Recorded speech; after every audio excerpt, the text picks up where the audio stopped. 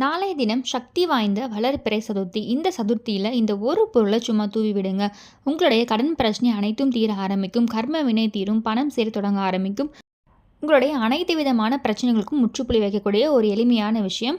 So நாளைய தினம் மாதத்தின், அதாவது இந்த மார்ச் மாதத்தில் முதல்லையே வரக்கூடிய வளர்பிறை சதுர்த்தி. ஸோ இந்த மாதம் பிறண்டு 2-3 நாட்கள்லேயே இந்த சதுர்த்தி வருது. ஸோ நாளைய தினம் 3/3/2025 நாளைய தினம் இந்த சதுர்த்தி நாளை தவற விடாதீங்க. இரவு 12 மணிக்குள்ளே இந்த ஒரு பொருளை தூவி விடுங்க. நீங்கள் எதிர்பார்க்காத, அதாவது நம்ம நம்ப முடியாத அளவுக்கு நம்ம வாழ்க்கையில் நல்ல நல்ல மாற்றங்கள் ஏற்பட தொடங்க ஆரம்பிக்கும். ஸோ நம்ம இந்த கடன் அடையுமா, இந்த பிரச்சனைகள் தீருமான்னு யோசிச்சுட்ருப்போம்.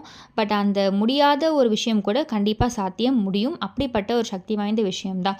ஸோ அந்த பொருள் என்ன, அடுத்து அதே மாதிரி நாளை தினம் சதுர்த்தின்றதுனால வேறு என்ன விஷயங்கள் எல்லாமே செய்யலாம் நம்முடைய பிரச்சனைகள் தீர்வதற்கு, இந்த மாதிரி எல்லா விஷயம் டீட்டெயிலாக பதிவில் பார்க்கலாம். அதுக்கு முன்னாடி இது வரைக்கும் பிரணவ் சமையலை சப்ஸ்கிரைப் பண்ணதை ஃபர்ஸ்ட் டைம் பார்க்குறீங்க அப்படின்னா மறக்காம சேனலை சப்ஸ்கிரைப் பண்ணிக்கோங்க. பக்கத்தில் இருக்க பெல் ஐக்கனை கிளிக் பண்ணிக்கோங்க. ஸோ தட் நம்ம போகிற ஆன்மீக தகவல்கள் நீங்கள் மிஸ் பண்ணாமல் பார்க்கலாம், நோட்டிஃபிகேஷன்ஸ் வரும். ஸோ இந்த சதுர்த்தியில் நீங்கள் என்ன விஷயம் செய்தால் நம்மளுடைய பிரச்சனைகள் தீரும் அப்படின்னு பார்த்தீங்கன்னா, பொதுவாகவே வளர்பிறை சதுர்த்தியில் நம்மளுடைய செல்வங்கள் பெருகணும், நம்மளுடைய பணம் சேரணும் அப்படின்றதுக்காக நம்ம வழிபாடுகள் செய்வோம். தேய்பிறை சதுர்த்தியில் நம்மளுடைய சங்கடங்கள், நம்மளுடைய கஷ்டங்கள் தேய்ந்து போகணுன்றதுக்காக நம்ம வழிபாடு செய்வோம். நாளை தினம் நீங்கள் கோவிலுக்கு செல்ல முடியும்னா கோவிலுக்கு சென்று வாங்க. முடியாத பட்சத்தில் வீட்லேயே உங்கள் வீட்டில் இருக்கக்கூடிய விநாயகர் பெருமான் படத்துக்கு முன்னாடி ஒரே ₹1 நீங்கள் காணிக்கையாக வைங்க. அருகம்புல் கிடச்சிச்சின்னா அருகம்புல்லும் ₹1 சேர்த்து நீங்கள் காணிக்கையாக வைத்து ஒரு வேண்டுதலை வைங்க. கண்டிப்பாக அந்த வேண்டுதல் நடக்கும். அந்த வேண்டுதல் முடிஞ்சதுக்கப்புறமா, நடந்ததுக்கப்புறமா அந்த ₹1 நாணயத்தை கோவில் எடுத்துகிட்டு போய் உண்டியலில் செலுத்திடுங்க. இன்கேஸ் கோவிலுக்கு போகிறீங்கன்னா கோவிலில் அருகம்புல் கூட ₹1 நாணயத்தை வைத்து அங்கே வழிபாடு செய்திருங்க. அந்த ₹1 நாணயத்தை நீங்கள் உண்டியலில் செலுத்திடலாம். அதே மாதிரி நாளைய தினம் கோவிலில் சிதறு தேங்காய் பரிகாரம் செய்து பாருங்கள். கண்டிப்பாக உங்கள் பிரச்சனைகள் அனைத்துமே சிதற சிதற உடஞ்சி போய்டும்னு சொல்லுவோம்ல, அந்த மாதிரி உங்கள் கஷ்டங்கள் பிரச்சனைகள் எல்லாமே காணாமல் போயிடும். ஸோ ஒரு ஒற்றைப்படையில் வரா மாதிரி ஒரு தேங்காயோ இல்லை 9 தேங்காயோ 7 தேங்காயோ இல்லை 5 தேங்காயோ, ஸோ ஒற்றைப்படையில் வரா மாதிரி அந்த சிதறு தேங்காயை விநாயகர் ஆலயத்தில் தான் நீங்கள் இதை செய்யணும், வீட்டில் செய்யக்கூடாது. ஸோ அங்கே போயிட்டு உங்கள் என்ன பிரச்சனை இருக்கோ அந்த பிரச்சனைகளை வேண்டிட்டு இதெல்லாம் சரியாகணும்னு வேண்டிட்டு அந்த தேங்காயை அப்படியே நல்லா சிதற தேங்காய் அப்படியே நல்லா வேகமாக உடச்சிடுங்க. அப்போ அந்த தேங்காய் எப்படி உடையுதோ அதே மாதிரி உங்கள் பிரச்சனைகளும் சீக்கிரமாக உடஞ்சி போயிடும். இதை நீங்கள் எப்பொழுது வேணால் செய்யலாம். குறிப்பாக ஞாயிற்றுக்கிழமை, செவ்வாய்க்கிழமையில் செய்கிறது நல்லது. அதுவும் சதுர்த்தி வந்திருக்கிறதுனால இந்த சதுர்த்தியில் நீங்கள் கண்டிப்பாக இந்த விஷயம் செய்ய முடியும், கோவிலுக்கு சென்று இதை செய்ய முடியும்னா கண்டிப்பாக தவறாமல் செய்திடுங்க. அடுத்து பார்த்திங்கன்னா, நம்ம வீட்டில் இந்த ஒரு பொருளை தூவி விட சொல்லியிருக்கேன். இதை நீங்கள் வீட்லேயும் செய்யலாம், வெளியவும் செய்யலாம். இரவுக்குள்ளே செய்யுங்க. இதற்கு நமக்கு தேவையான ஒரு பொருள் பார்த்திங்கன்னா நாட்டு சர்க்கரை, அப்படி இல்லைனா வெல்லம், இல்லைனா ஒயிட் சுகர் எடுத்துக்கோங்க.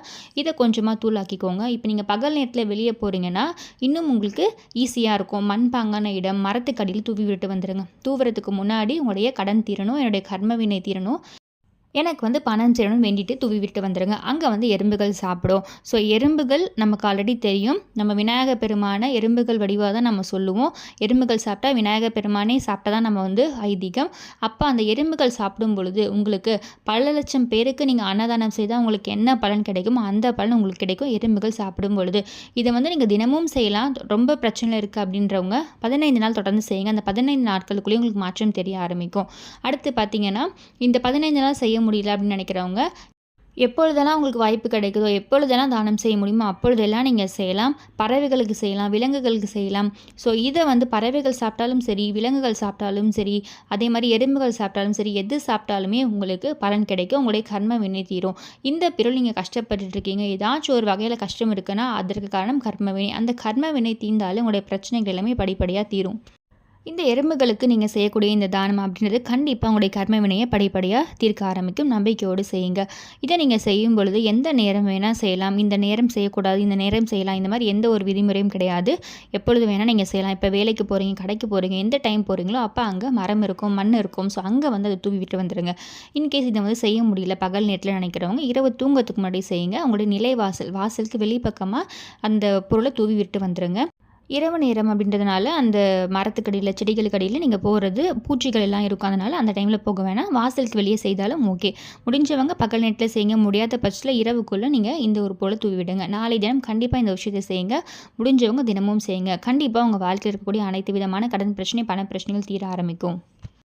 ஸோ இந்த பதிவு கண்டிப்பாக உங்களுக்கு யூஸ்ஃபுல்லாக இருக்கும்னு நினைக்கிறேன். இந்த பதிவு பிடிச்சிருக்கு, இந்த பதிவில் ஏதாவது சந்தேகம் இருக்குன்னா கண்டிப்பாக கமெண்ட் பாக்ஸில் கமெண்ட் பண்ணுங்கள். இந்த பதிவு பிடிச்சிருக்கு அப்படின்னா மறக்காமல் பிரணவ் சமையலரை சப்ஸ்கிரைப் பண்ணிக்கோங்க.